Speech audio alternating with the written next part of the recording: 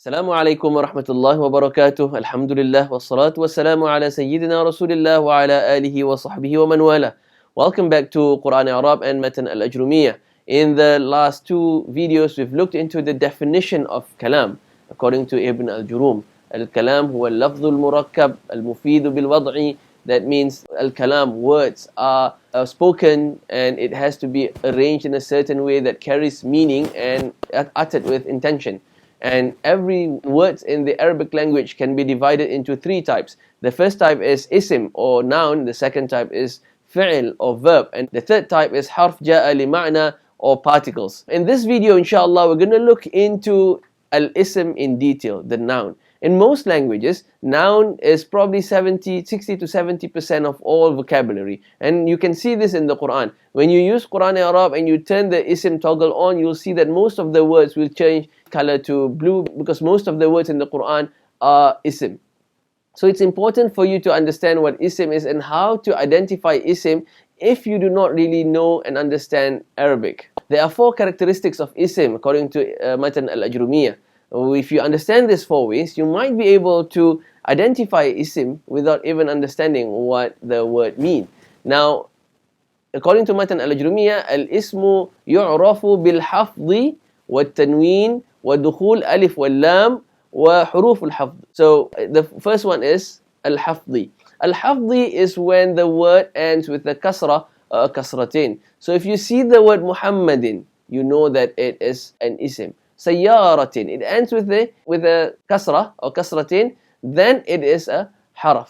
When does this happen? In some cases, it's because it comes after harful jar. Fil kitabi, fi is harful jar, kitabi. So you have the kasra at the end, you know that kitab is a noun. Or it's mudafun ilayh, that it is connected to another word. Hada kitabu Muhammadin. So you have this is the book of Muhammad. And then you have Muhammadin, so that is Muhammad is attached, is connected to the meaning of kitab. The book belongs to Muhammad. So Muhammad becomes Muhammadin, haft, and you know that din, there is a kasrah to it, that means it is isim. Or another example is tabi'iyah. It follows the isim before it, that is, it is connected to. So for instance, هذا كتاب محمد وعلي. This is the book of Muhammad and Ali, because Ali is just attached to Muhammad, it follows the kasratin of Muhammad. Whatever the harakah of Muhammad, Ali will follow. So Muhammadin wa Aliyin, both gets a kasrah, and you know that when there is a kasrah, chances are that it is an isim. Now the second characteristic of isim is tanween.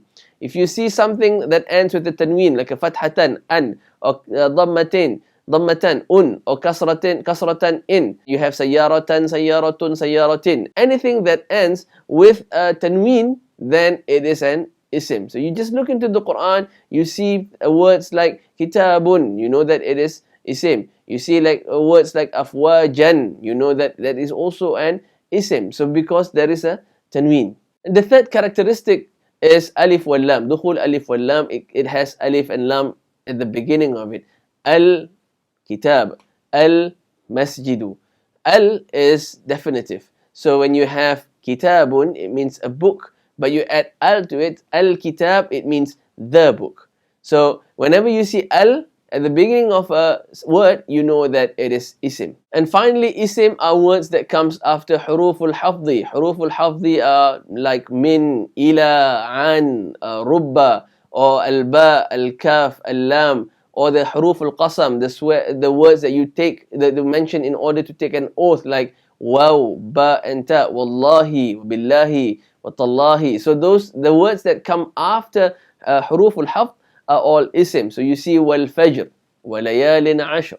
So those are also examples of isim. You know that it's fajr is isim because it comes after waw al-qasam. Any words that come after the huruf al-hafd is an isim.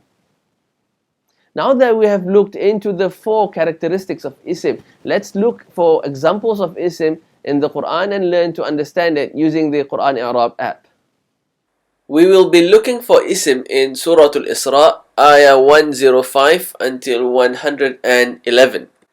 Let's just recap. There are four signs of isim. The first one is al-hafdhi, and the second one is tanween. The third one is accepting alif lam, and the fourth one is huruf al-hafd. Now let's turn on the isim button on so that all the isim in this page will turn to blue.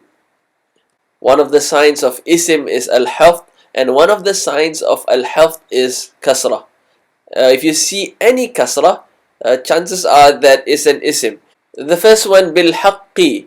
Al-haqqi is kasrah, so that is al-hafd, therefore it is an isim.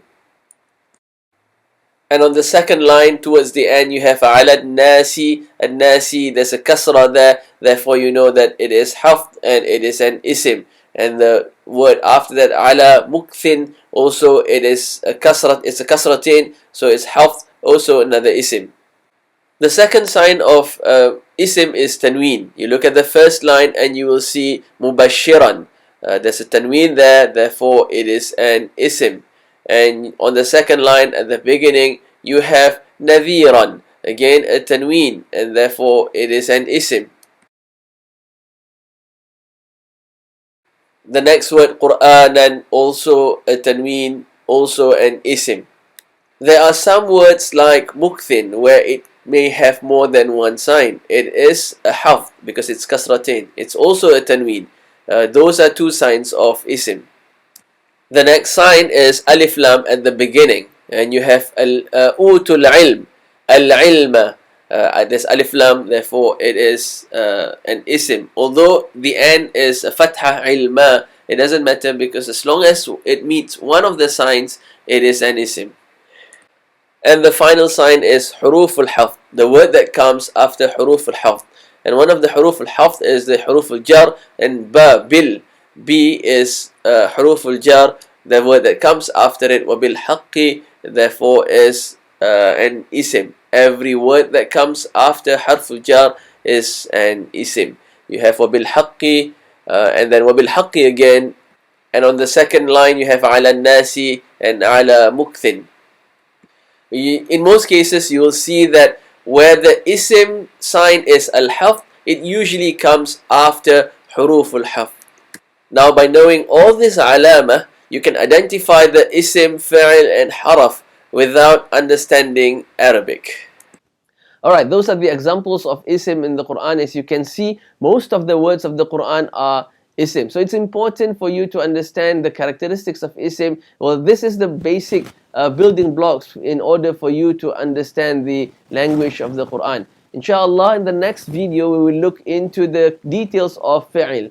Barakallahu li wa lakum fil Quran. Wassalamu alaikum wa rahmatullahi wa barakatuh.